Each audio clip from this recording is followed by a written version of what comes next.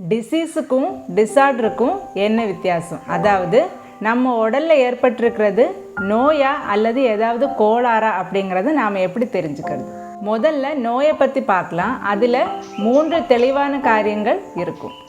முதல்ல தெளிவான அறிகுறிகள் இருக்கும். நாம் கேட்டறியக்கூடிய கண்டறியக்கூடிய தெளிவான சிம்டம் சைன்ஸ் இருக்கும். ரெண்டாவது, இது பாக்டீரியா பிரச்சனையா, ஃபங்கஸ் பிரச்சனையா அல்லது வைரஸ் பிரச்சனையா அப்படிங்கிறது தெளிவாக தெரியும். இல்லைன்னா சுற்றுச்சூழல் காரணிகள் இருக்குதா அப்படிங்கிறது தெளிவாக தெரியும். மூன்றாவது, நோய் அப்படிங்கிறது கரெக்டாக ஸ்பெசிஃபிக்காக கண்டுபிடிச்சி அதை ட்ரீட்மெண்ட் பண்ணக்கூடிய நிலைமையில தான் இருக்கும்.